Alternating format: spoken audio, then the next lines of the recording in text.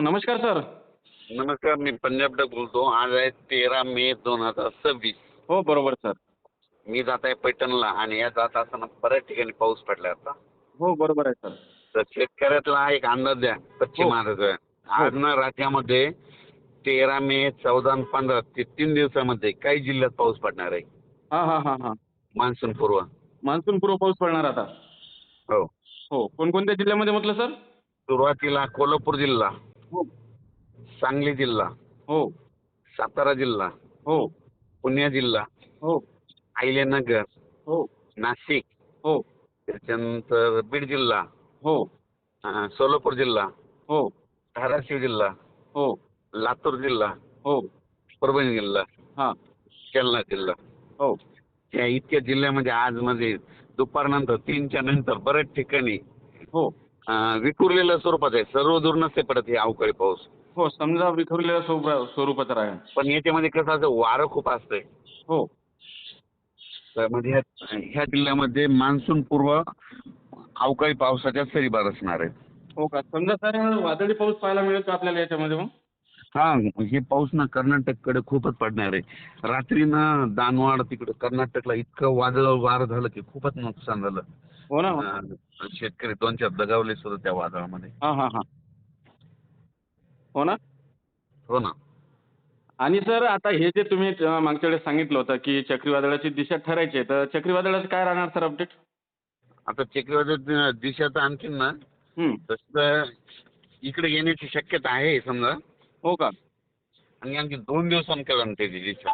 हो का? समजा महाराष्ट्रात येण्याची शक्यता आहे.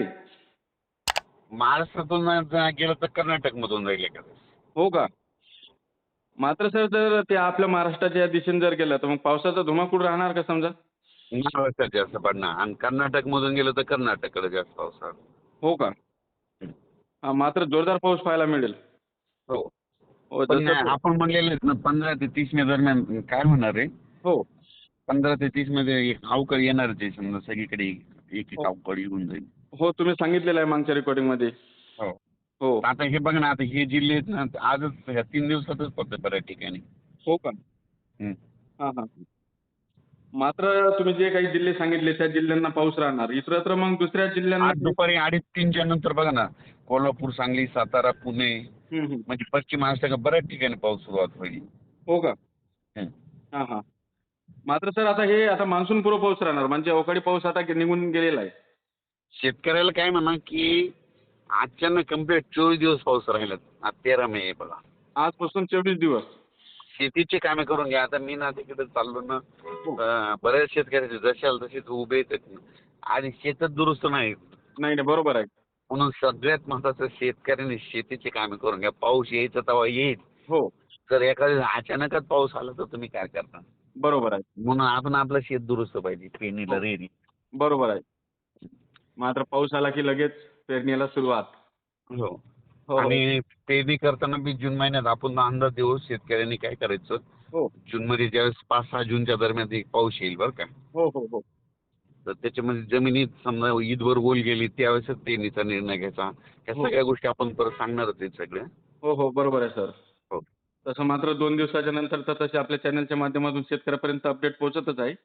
2026 मात्र शेतकऱ्यासाठी चांगलं चालू राहणार आहे. हो का? हो. हो. मात्र सर एक न्यूजच्या माध्यमातून असं सांगण्यात आलेलं आहे, की एल निनोचं सावट निघून जाणार आणि दुसरं ते आहे ना. एल निनो सावट कसं निघून जाणार माझं म्हणणं आहे. हं, तुम्हाला एक सांगतो एल निनो म्हणजे नेमकं काय? हं. डिसेंबर महिन्यामध्ये त्या समुद्राचं पाणी गरम होतंय. हो, बरोबर. आज तुम्ही बघा आज एल निनो कशावर म्हणायले तुम्हाला एक सांगू इच्छितो. हो, आज तुम्ही दक्षिण अमेरिकेमध्ये तिथं पेरू देश आहे तिथलं तापमान बघा. हो. आता तिथं थंडी आहे. बरोबर. एक गोष्ट सांगतो तुम्हाला एक उदाहरण सांगतो सविस्तर. हो, हिवाळ्यामध्ये समजा तुमच्या शेताच्या बाजूला एखादा तळ असला मोठा हो. डॅम असला. हो, बरोबर. समजा थंडी तुमची मायनस जवळपास 3 टेम्परेचर आहे समजा. हो. हं. तर मग त्या तळ्याचं पाणी थंड राहील का गरम राहील हिवाळ्यात? आपल्या इकडे हिवाळ्यात थंड राहणार. थंड राहणार. हो. आणि उन्हाळ्यामध्ये आता तुम्ही जावर उन्हाळ्यामध्ये दुपारी 2:30-3 वाजता काय राहील वरचं 4 बोट तापमान कसं राहील? गरम राहणार. पाण्याची टाकीतलं आपलं पाण्याचं टाकीचं जम काय असं तापल्यासारखं पाणी होईल की नाही उकळायला? हो, हो. बरोबर आहे ना. ही तर गोष्ट आहे ना. हो. मग आता तिथं त्या दक्षिण अमेरिकेमध्ये पेरू देशामध्ये आता थंडी आहे बघा तिथं. हो, हो. बरोबर. मग एल निनो कशाचा आला? नाही, बरोबर आहे. हे एल निनो हे काही वगैरे नसतंय. 15-20 वर्षानंतर कधीतरी तुम्हाला सांगतो एकदा झालती गोष्ट हो, त्याच्यावर हे अंदाज व्यक्त करतात. हो. म्हणजे बरोबर. हो. हं. स्पष्ट करून द्या ना त्यांना, दाखवा ना असं. बरोबर आहे. एल निनो असो या नसो, महाराष्ट्रामध्ये दरवर्षी हो. 7 जून ते 7 जुलैच्या दरम्यान पाऊस येणार म्हणजे येणार, हे गणित ठरलेलंच आहे. कोणी हो, काही बरोबर. म्हणू. हो, बरोबर आहे. म्हणजे आपल्या महाराष्ट्राला 2 समुद्र आहेत बरं का, तुम्हाला सांगतो. हो, अरबी समुद्र आणि बंगालच्या खाडीचा समुद्र. बरोबर आहे. ही गोष्ट कोणी सांगणार नाही, वाटल्यास लिहून ठेवा म्हणा. हो, हो, हो. बरोबर आहे. जून पाऊस नाही पडला, हो, कोरडा गेला. जुलै कोरडा गेला, ऑगस्ट कोरडा गेला, पेरण्यात नाही झाला. हो. सप्टेंबर मध्ये 20 सप्टेंबर एक तारीख लिहून ठेवायची. किती? 20. सप्टेंबर. हो. 20 सप्टेंबरला बंगालच्या खाडीमध्ये एक चक्रीवादळ तयार होणार हां. आणि ते चेन्नईकडून भुवनेश्वरकडून महाराष्ट्राकडे, तेलंगणामध्ये महाराष्ट्राकडे येणार. हो, एक ज्वारीची पेरणी करून देणार. हे ठरलेलंच गणित राहणार. हो. बरोबर आहे सर. मात्र सर आता हे जे पाऊस आहे, तर आता आपल्याला हे किती दिवस पाऊस पाहायला मिळेल आता हे तुम्ही जे जिल्हे सांगितलेले त्या जिल्ह्यामध्ये? हे 3 दिवस तर आता सुरुवात आहेच याच्यात. हो का?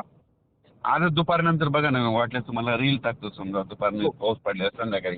हो, जास्त पाऊस मग तुम्हाला सांगतो, सोलापूर जिल्हा, हो, पंढरपूर, हो, मंगळवेढा ते परसाळ, हो, काशेगाव, हो, त्याच्यानंतर इकडं आपलं धाराशिव जिल्हा, हो, सातारा, घाटमाता, महाबळेश्वर, हो, जुन्नर, सिन्नर, हो. कोकण घाटमाथ्यात जरा जास्त पडणार आहे तिकडं. पश्चिम महाराष्ट्रात जास्त पडणार आहे सांगायचं झालं तर. पश्चिम महाराष्ट्रामध्ये. पश्चिम महाराष्ट्र. हो. मात्र सर मान्सून अंदमानामध्ये कधी दाखल त्याच्यामध्ये होणार? वाऱ्याचं प्रमाण खूप जास्त आहे बरं का. हो, हो, हो. बरोबर. मात्र सर आणि हं. मान्सूनचं एक बरोबर.